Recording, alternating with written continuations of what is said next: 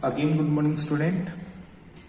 मैं हूं Sushil Swami and today's we will going to start first chapter of biology fundamental unit of life cell.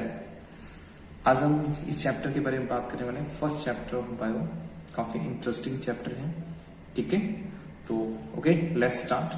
तो सबसे पहले student देखिए बात करते हैं, अगर हम अपनी सराउंडिंग अगर अपनी नजर दौड़ाएं तो I think you see millions number of living organism।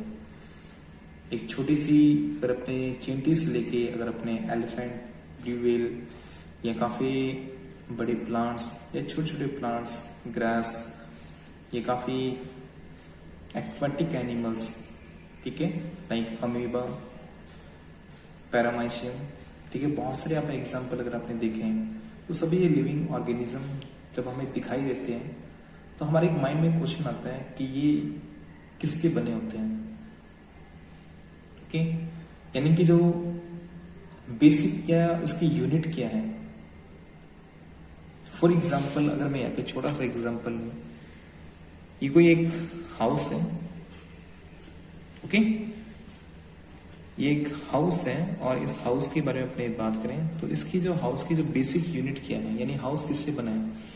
हाँ, ये नॉन लिविंग थिंग है, लेकिन मैं यहां से अपनी जो पास स्टार्ट करने वाला हूं, यहां से मैं अपनी बात अपने उस टॉपिक तक ले जाऊंगा जहां से हमें शुरू करना है उसको, ओके। तो ये जो हाउस है, इस हाउस की अगर मैं एक वॉल के बारे में बात करूं तो ये वॉल आई थिंक इस तरह से बनी होगी, ठीक है ना। यानी देखिए इससे मैं छोटे से लेवल के अंदर इसके अंदर जाने की कोशिश करें। ये हाउस है, हाउस की अपने यूनिट के बारे में बात करने वाले हैं कि यूनिट किससे मिलकर बनी है। तो ये इसकी मैंने वॉल का एक एग्जांपल लिया।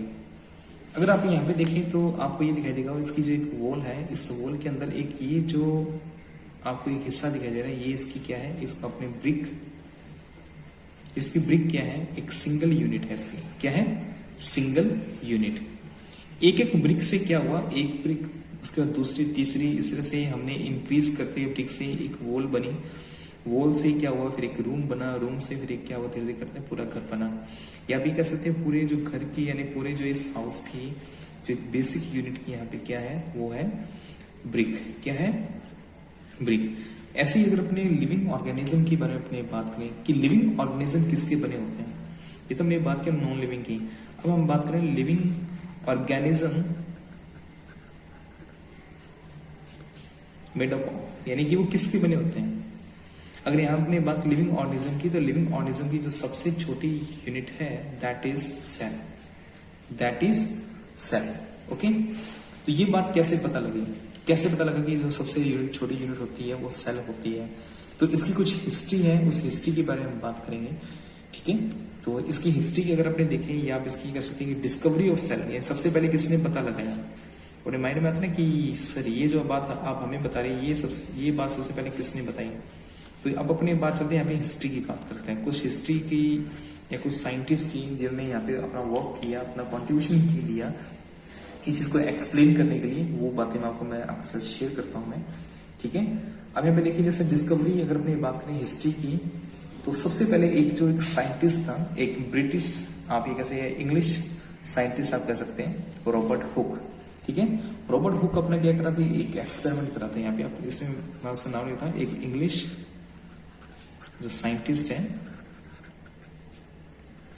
जिसका नाम क्या है, रॉबर्ट हुक। रॉबर्ट हुक अपना क्या करता है, एक अपने self made microscope, self made, उसके पास में क्या था, सेल्फ मेड माइक्रोस्कोप था। ये बात मैं आपको बता रहा हूं इन 1665 की, ठीक है ना। इन 1665 रॉबर्ट हुक अपने सेल्फ मेड जिसका जो खुद का बनाया हुआ क्या था माइक्रोस्कोप था, जिसने खुद ने अपने असेंबल किया हुआ, यानी उस वक्त में काफी यानी कि पुरानी बात है, उस टाइम में जितना नॉलेज था लोगों के पास में या जितने इंस्ट्रूमेंट्स अवेलेबल थे उसकी हेल्प से उसने क्या किया था, खुद अपना एक इंस्ट्रूमेंट बनाया हुआ था, ठीक है ना, जिससे वो कहता था कि छोटी चीजों को एनलार्ज करके मैग्नीफाई करके देखने का काम करता था, ठीक है। अब उसने यहाँ पे क्या किया, एक slice of bottle cork, bottle cork के बारे में अपनी बात करें, देखिए आजकल की जो बॉटल्स आती है, अगर मैं यहाँ पे बॉटल्स के बारे में बात करूँ तो ये जो आजकल की जो बॉटल्स है उस बॉटल के ऊपर जो कैप लगा होता है वो मेटल का होता है, ठीक है ना। लेकिन पहले के अपने बात करें, जो पहले यहाँ पे क्या होता है, जैसे ये जो बॉटल जो होती थी उस बॉटल के ऊपर जो कैप, पहले इतना एडवांस नहीं था, साइंस के बारे में इतनी चीजें नहीं बन पाई थी, तो यहाँ पे क्या, जो कॉर्क जो है, यहाँ पे जो कॉर्क लगाया था वो वुडन का कॉर्क होता था, यानी कि जो ढक्कन जिसको अपने कह सकते हैं, जो कैप कह सकते हैं, ये जो कैप जो होती थी वो वुड की होती थी। किसकी होती थी? वुड की। लकड़ी के टुकड़े को इस शेप में काटा जाता था, जो शेप उसके अंदर बॉटल के यानी कि मुंह के अंदर अच्छी तरह से फिट हो जाए और वो बंद हो जाए, ठीक है ना। यानी अब तो मेटल्स के आने लगे, पहले आते थे। आज भी अपने लैब्स के अंदर अपने देखें तो यहाँ पे आपको ये रबर के आपको जो इसको अपने रबर कॉर्क बोलते हैं, तो रबर आपको आज भी दिखाई दे सकते हैं, ठीक है ना, लैब के अंदर। ओके, तो ये जो कैप थी, अब इसने क्या, इसकी जो स्लाइस है उसको अपने जो खुद का सेल्फ मेड एक माइक्रोस्कोप था उससे उसने देख रहा था। तो उसने क्या देखा, उसने ये देखा कि उसको उसके अंदर कुछ इस तरह से शेप्स दिखाई दी।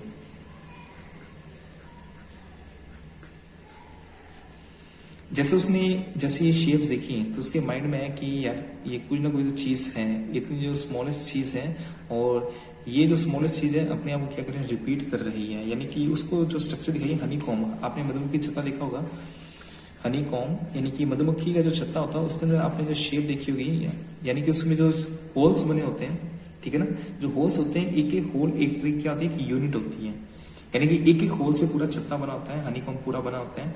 तो उसमें अगर अपने बात करें यहाँ पे जो सेल्स की उसने स्ट्रक्चर देखी अपने माइक्रोस्कोप से, अपना जो खुद का सेल्फ मेड है माइक्रोस्कोप था उसकी हेल्प से उसने क्या देखा, जब एक बॉटल कॉर्क यानी कि वुडन का जो एक कॉर्क था उस कॉर्क को जब उसने मैग्नीफाई करके देखा तो उसको ये स्ट्रक्चर उसको ऑब्जर्व हुई। तो यहां से उसने उसका क्या नाम दे दिया, उसने इसका नाम दे दिया सेल। क्या नाम दे दिया? Cell.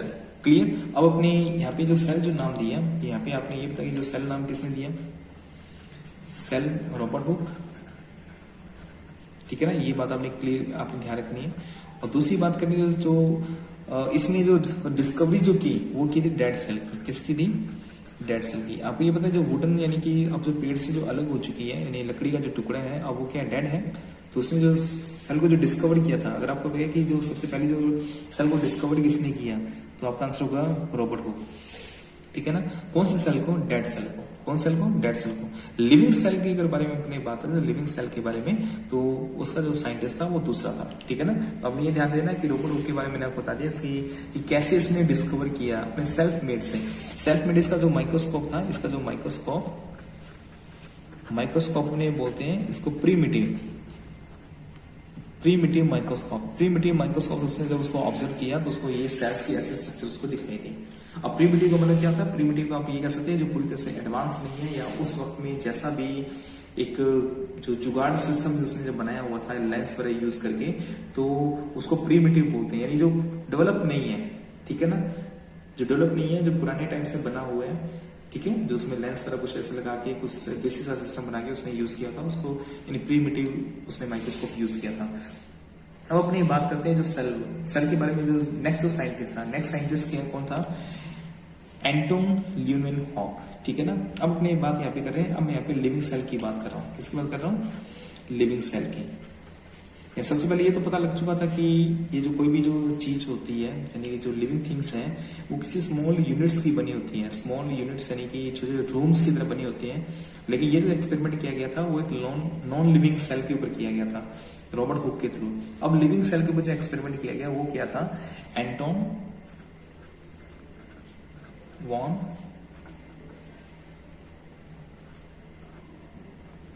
Leeuwenhoek, I think spelling मैंने सही लिखी है, एंटोन वॉन ल्यूवेनहॉक, ठीक है। काफी डिफिकल्ट नेम है, लेकिन उसको सेपरेट करके पढ़ेंगे, एंटोन वॉन ल्यूवेनहॉक। इसने जो अपना जो एक्सपेरिमेंट किया था, ये क्या था, नियर अबाउट आप 1674 के आसपास इसमें देख लीजिए, ठीक है, इसके आसपास होगा नियर अबाउट, ठीक है ना। हाँ, एग्जैक्ट यही होना चाहिए। 1674 के अंदर एंटोन वॉन ल्यूवेनहॉक ने क्या किया, ये कौन सा साइंटिस्ट था? ये डच साइंटिस्ट था, ठीक है ना, ये डच साइंटिस्ट था। ये इसको ये आप कहते हैं माइक्रोस्कोपिस्ट यानी माइक्रोस्कोपिस्ट का मतलब क्या होता है?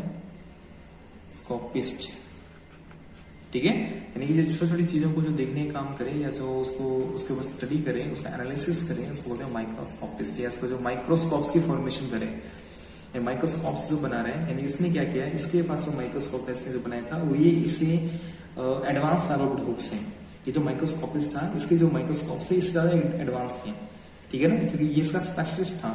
ओके, अब इसने जो माइक्रोस्कोप यूज किया था वो उससे ज्यादा एडवांस है, तो ज्यादा एडवांस है तो सिंपल सी बात है कि वो ज्यादा चीजों को क्लियर और ज्यादा चीजों को ज्यादा डिटेल से मैग्नीफाई कर सकेगा। अब इसने क्या किया था कि लिविंग सेल के ऊपर, अब इसने जो पॉन्ड वाटर के अंदर क्या किया, पॉन्ड वाटर यानी कि जो एक पॉन्ड वाटर यानी जो एक तालाब का जो पानी होता है उसके सैंपल के अंदर उसने लिविंग थिंग्स को उसने देखा। उसने क्या देखा, उसने फ्री लिविंग सेल, ये जो फर्स्ट जो लिविंग सेल को डिस्कवर किया था वो किसने किया था, एंटोन वॉन ल्यूनवेनहॉक ने इन 1674 के अंदर। और जो डेड सेल को सबसे पहले जो डिस्कवर किया था वो रॉबर्ट हुक के थ्रू किया था इन 1665, ठीक है ना। तो ये चीजें आपको क्लियर होनी चाहिए, लिविंग को किसने डिस्कवर किया और डेड सेल को किसने डिस्कवर किया। अब नेक्स्ट हम जो बात करते हैं, नेक्स्ट हमारी जो बात है जो सेल जो वर्ड जो लिया गया, अब ये बात क्लियर हो चुकी है। अब सेल इसके बाद में इसका एक्सपेंड यही नहीं रुका, इसने लिविंग सेल के बाद में उसने काफी डिस्कवरी और भी की, जैसे स्पर्म की, ठीक है, स्पर्म्स के बारे में, जैसे ह्यूमन के जो स्पर्म्स हैं या डॉग रैट यानी कि जो और जो इंसेक्ट वगैरह हैं उनके जो स्पर्म्स को उसने क्या किया, डिस्कवर किया, ठीक है ना। वो भी एक तरह से जो क्या है, एक तरह की सेल ही है, यानी लिविंग सेल्स है। अब यहाँ पे हम बात करते हैं सेल जो वर्ड जो है, ये सेल वर्ड एक्चुअल में आया कैसे है। सेल वर्ड जो लिया गया it take from Latin word, एक लैटिन वर्ड से लिया गया। कहां से लिया गया, Latin word. And what is the mean of cell in Latin word, Latin word के अंदर इसका क्या मीनिंग, क्या इसका जो बेसिक जो वर्ड था वो क्या था, सेल्यूला, क्या था, सेल्यूला।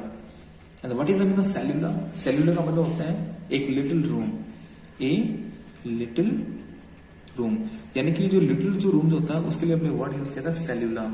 अब अपने यहाँ पे बात करते हैं तो ये भी एक लिटिल रूम है, एक एक रूम से ये पूरा क्या बना, हनीकॉम्ब बना, उसमें से एक एक रूम यानी कि एक एक सेल से क्या बना, पूरा एक लिविंग ऑर्गेनिज्म की एक बॉडी तैयार हुई। जैसे यहाँ पे मैंने ब्रिक का एग्जांपल लिया था, एक एक ब्रिक से क्या हुआ, पूरी वॉल बनी और पूरी वॉल से पूरा घर बना। तो इसकी जो सबसे छोटी यूनिट कौन सी ब्रिक होगी, वैसे इसकी सबसे छोटी यूनिट क्या होगी, सेल्यूला या सेल, ठीक है ना। तो ये वर्ड कहां से लिया गया, तो आप इसमें बता सकते हैं कि ये लैटिन वर्ड सेल्यूला से लिया गया। और what is the mean of सेल्यूला in Latin word and Latin language, A little room, ठीक है ना। सेल भी यहाँ पे क्या होती है, लिटिल रूम की तरह होती है, ठीक है। तो सुनिए, ये तो थी इसकी डिस्कवरी के बारे में कि सेल डिस्कवर्ड कैसे हुई। Okay student, now we discussion about the definition of cell. Cell की अगर अपने डेफिनेशन अगर अपने बात करें, इसकी जो डेफिनेशन अगर आप इसको डिफाइन करना पड़े, डिफाइन कैसे करेंगे, what is the definition of cell. Okay, तो डेफिनेशन अपने इसकी देखें तो आप ये कह सकते हैं द सेल इज बेसिक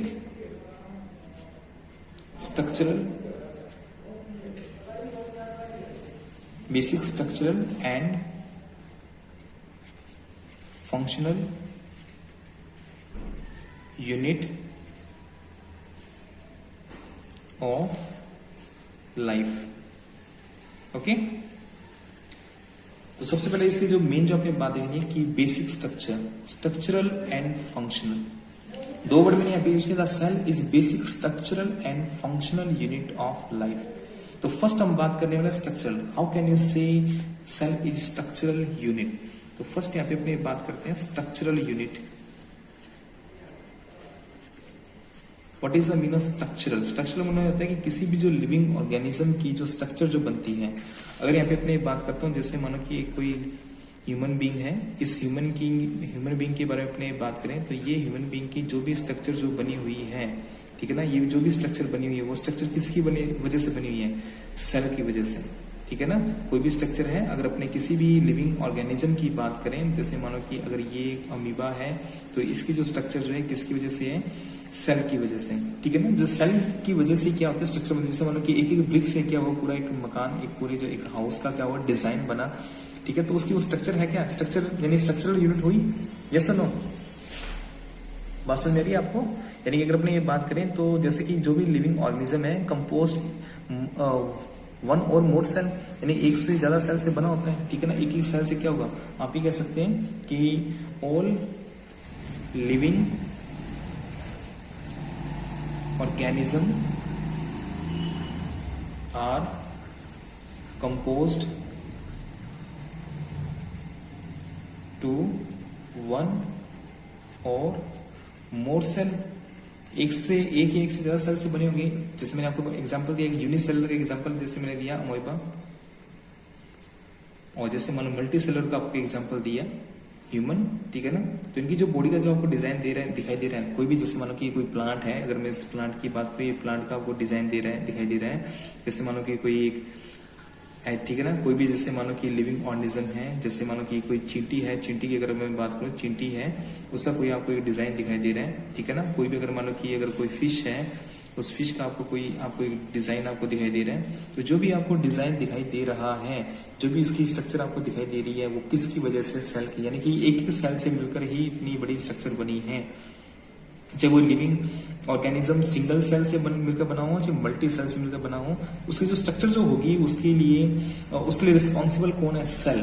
तो सेल स्ट्रक्चर यूनिट हुई है या नहीं हुई, जो भी आपको स्ट्रक्चर उसकी विजिबल है, वो किसकी वजह से है, सेल की वजह से। किसकी वजह से है, सेल। तो so and you can say that the cell is the structural unit of living organism. Living organism जो है उसकी जो स्ट्रक्चर जो बनती है वो किसकी वजह से बनती है, सेल की वजह से। एक एक सेल से मिलकर क्या होगी, जैसे मान लो कि सेल पहले क्या बनेगा, सेल के बाद में आपको पता है, आगे हम बात करेंगे जिसमें टिश्यू से आपके यहाँ पे क्या बने, जैसे मान लो कि ऑर्गन, ठीक है ना। ऑर्गन के बाद में जैसे पूरी, जैसे मान लो पूरी बॉडी, अगर अपनी मोटी अगर अपनी बात देखें तो जैसे ये जो पूरी जो बॉडी बनी है, उस पूरी बॉडी का बनने की जो बेसिक यूनिट क्या है, सबसे पहले जो स्टार्टिंग कहां से हुई, जो इसकी सिंगल यूनिट क्या है, सेल। आगे बात समझ में, यस और नो। तो सेल यहाँ पे क्या होगा, स्ट्रक्चरल यूनिट हुई। अब अपने बात करते हैं फंक्शनल यूनिट। फंक्शनल यूनिट कैसे हुई, फंक्शनल यूनिट के बारे में अपने बात करें तो इसको देखिए ध्यान से, कि ये तो सिंपल सी बात है, आपको आई थिंक आपको बहुत अच्छे से क्लियर हो चुकी है। अब अपने क्या होता है कि जो सेल जो होती है, वो सभी जो वाइटल जो फंक्शन होते हैं, आप ये कह सकते हैं all vital function of an organism occurs within cells, ठीक है ना। तो सभी जो सेल के जो वाइटल फंक्शन होते हैं वो किसके अंदर कंप्लीट होते हैं, सेल के अंदर। अब मैंने यहाँ पे एक वर्ड लिखा vital function. What is the meaning of vital, vital का मतलब होता है जो लाइफ के लिए एसेंशियल होता है, ठीक है ना। अब इसमें एसेंशियल फॉर लाइफ, यानी लाइफ के लिए क्या क्या एसेंशियल है, क्या क्या काम हो सकते हैं जिंदा रहने के लिए, आपको ये पता है। जैसे रेस्पायरेशन, ओके, आप ये कह सकते हैं सर्कुलेशन, हमारी बॉडी में जो भी सर्कुलेशन सिस्टम होता है, डाइजेशन, एक्सक्रीशन, ठीक है ना, एटसेट्रा। ये क्या है, ये हमारे बॉडी के वाइटल फंक्शंस हैं, यही हमारे जिंदा रहने के लिए ये जो फंक्शन होने क्या है, जरूरी है। अगर ये फंक्शन नहीं हो पाएंगे तो हम सर्वाइव नहीं कर सकते, हम जिंदा नहीं रह सकते। तो ये जो सारे फंक्शन होते हैं, फंक्शन करती कौन है, ये सभी फंक्शन कौन करती है, सेल। कौन करती है, सेल। क्लियर। तो आप इसमें देख सकते हैं कि जो सभी जो वाइटल जो फंक्शन जो है वो क्या कर रहे हैं, ये सभी जो सेल परफॉर्म करती है। और इसके अलावा क्या करती है, सेल डिवीजन करती है। डिवीजन, या वो पता है कि हमारी बॉडी के बारे में अपने बात करें तो हमारी बॉडी में इतने जो trillions number of million billions या ट्रिलियंस नंबर ऑफ सेल्स हैं, वो कहां से शुरू हुए, एक ही सेल से। एक सेल से दो सेल बनेगी, दो सेल से चार सेल बनेगी। तो ये सेल कब बन सकती है, जो सेल क्या करें, डिवीजन स्टार्ट करें। क्या करें, डिवीजन। और सेल के अंदर क्या होते हैं, ये डिवीजन करना भी, सेल का डिवीजन करना भी, ये भी क्या है, फंक्शन है, ठीक है ना। हमारी आपको ये पता है कि बॉडी के अंदर यानी कि millions number of cells, trillions number of cells present है, ठीक है ना। तो ये सेल्स जो प्रेजेंट है, ये डेली हमारी बॉडी के अंदर लाखों करोड़ों जो सेल्स होती है वो डेड होती है, यानी कि मर जाती है। तो उसकी जगह पे न्यू सेल बनेगी। तो न्यू सेल्स कैसे बनेगी, न्यू सेल्स सेल के डिवीजन से बनेगी, यानी कि सेल डिवाइड होकर एक सेल से दूसरे सेल में कन्वर्ट हो गए। ठीक है, तो ये भी जरूरी प्रोसेस होगी। ठीक है, अब अपने नेक्स्ट में बात करें डिवीजन के अलावा अगर अपने देखें तो हमारी बॉडी के अंदर क्या होते हैं, जो हेरिडिटरी इंफॉर्मेशन होती है वो भी कौन कंटेन करती है, cell. Hereditary information, hereditary information कैसे, जैसे कि हमारी बॉडी के अंदर जो भी फंक्शंस हो रहे हैं उसको कंट्रोल कौन कर रहा है, उसको कंट्रोल सेल कर रही है। और सेल के अंदर कौन कंट्रोल कर रहा है, हमारा जेनेटिक मटेरियल। कौन कर रहा है, जेनेटिक मटेरियल। क्योंकि आपने प्रीवियस क्लास में अगर आपने पढ़ा होगा ये जेनेटिक मटेरियल किसके अंदर होता है, हमारी बॉडी के अंदर अपनी बात करें जेनेटिक मटेरियल किसके अंदर है, न्यूक्लियस के अंदर। क्योंकि सेल के अंदर हम सभी बात पूरी डिटेल से करने वाले हैं। अब nucleus contain genetic material. Nucleus के अंदर क्या होता है, जेनेटिक मटेरियल। ठीक है ना, जेनेटिक मटेरियल। और जेनेटिक मटेरियल्स में क्या चीज होती है, कौन सी इंफॉर्मेशन होती है, हेरिडिटरी इंफॉर्मेशन जो हमें हमारे पेरेंट्स से मिली है। ठीक है ना, जो हमें हमारे पेरेंट्स से मिली है, पेरेंट्स से जो भी इंफॉर्मेशन हमारी बॉडी में ट्रांसफर हुई है, तो वही इंफॉर्मेशन हमारी बॉडी में क्या हुई, हमारी जो वाइटल फंक्शंस हैं हमारी बॉडी में, जो भी इतने जो वर्क परफॉर्म होते हैं उन सभी जो वर्क को कैसे करना है, कैसे परफॉर्म करना है, कब करना है, ये सभी इंफॉर्मेशन किस में होती है, न्यूक्लियस के जेनेटिक मटेरियल में, जिसको अपने बोलते हैं हेरिडिटरी इंफॉर्मेशन। हमारी बॉडी का कलर कैसा होगा, हमारे आईज का कलर कैसा होगा, हमारे हेयर का कलर कैसा होगा, स्टाइल कैसा होगा, हमारी हाइट कैसी होगी। ओके, ये सभी जो फीचर्स हैं हमारी बॉडी के, हमारी सभी बॉडी के जो फंक्शंस हैं, किस सेल का कैसा डिजाइन होगा, ठीक है ना, कौन सा कैसा फंक्शन करना है, ये सभी चीजें, ये सभी जो इंफॉर्मेशन होती है, ये सभी किस में होती है, जेनेटिक मटेरियल में। और जेनेटिक मटेरियल कहाँ पे होता है, न्यूक्लियस में। ओके, क्लियर हो रही बात है, क्योंकि इनकी चीजों के बारे में हम सभी आगे डिटेल से बात करने वाले हैं। तो चलो कुछ बात यहाँ पे चलिए वो मैंने आपको बताई। तो सेल यहाँ पे क्या फंक्शन करिए, वाइटल फंक्शन जो भी है वो सभी परफॉर्म करती है सेल।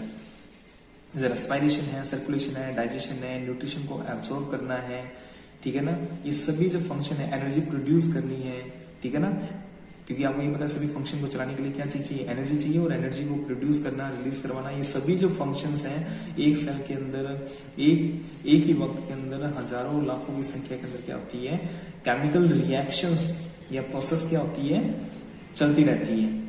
तो सारे जो यहाँ पे जो प्लेस है उसको जगह कौन सी मिली है, कौन से साइड पे ये सारी चीजें हो रही है सेल के अंदर, कहाँ पे हो रही है, सेल के अंदर। तो सेल ने यहाँ पे स्ट्रक्चर तो बना दी, ठीक है ना, लेकिन यहाँ पे काम भी कर रही है। तो स्ट्रक्चर बनाई सेल ने, डिजाइन बनाया बॉडी का, उसको बोल दिया स्ट्रक्चरल यूनिट।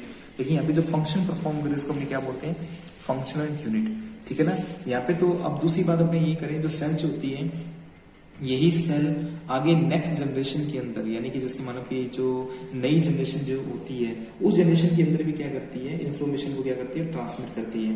क्या करती है, इन्फॉर्मेशन को ट्रांसमिट करती है। तो इन्फॉर्मेशन को ट्रांसमिट करने का काम भी कौन करती है, सेल, ठीक है ना। पीछे हमारे पेरेंट्स से हमें जो इन्फॉर्मेशन मिली है उस इन्फॉर्मेशन को हमने अपनी अगली जनरेशन में ट्रांसमिट करना है, तो ये भी काम कौन कर रही है, सेल, ठीक है। तो कितने काम किए, अब सोचो कि क्या इन सभी काम के बिना पॉसिबल है कि कोई लिविंग ऑर्गेनिज्म सरवाइव कर पाए, कोई भी लिविंग ऑर्गेनिज्म सरवाइव नहीं कर सकता अगर ये सेल अपना ये फंक्शन ना करे। कोई सेल का काम सिर्फ स्ट्रक्चर देना ही नहीं है, स्ट्रक्चरल यूनिट। तो यहाँ पे अगर अपने बात करें तो यहाँ पे जैसे मैंने आपको बताया था, ये जो मकान है उस वो अगर अपने जैसे कोई अगर अपने होम के बारे में अपने बात करें, यहाँ पे जो वॉल के जो ब्रिक है ये भी क्या कर रही है, उसको स्ट्रक्चर प्रोवाइड कर रही है घर को। लेकिन यहाँ क्या ये लिविंग है, क्या ये भी रेस्पायर कर रही है, क्या ये सर्कुलेशन कर रही है, डाइजेशन कर रही है, एक्सक्रीशन कर रही है, ऐसा कुछ काम तो नहीं कर रही है ना। ये यहाँ पे सिस्टम क्या कर रही है, मैकेनिकल सपोर्ट प्रोवाइड करवा सकती है, जो नॉन लिविंग कर सकता है। ये लेकिन लिविंग नहीं है, ये डिवाइड नहीं हो सकती। ऐसा नहीं कि आपकी एक ईंट पड़ी है और एक ब्रिक से दूसरी ब्रिक बन जाएगी, दूसरी से तीसरी ब्रिक बन जाएगी, या ये कि ये अपनी इन्फॉर्मेशन को अपनी अगली यानी कि जनरेशन में ट्रांसफर कर देगा, या ये डाइजेशन करेगा, या ये रेस्पायर करेगा। नॉन लिविंग है ये। और हम यहाँ पे किसके बारे में बात करें, लिविंग की। किसकी बात करें, लिविंग की, ठीक है ना। तो लिविंग क्या है, स्ट्रक्चर तो देगी, स्ट्रक्चरल यूनिट तो होगी, फंक्शनल यूनिट भी होगी, क्योंकि फंक्शन भी परफॉर्म करेगी। ओके, तो आज की वीडियो में इतना ही। तो वीडियो अगर आपको अच्छी लगी तो लाइक करें, सब्सक्राइब करें और बेल आइकन को दबाना ना भूलें। जल्दी मिलते हैं न्यू वीडियो के साथ में, तब तक जय हिंद, जय भारत।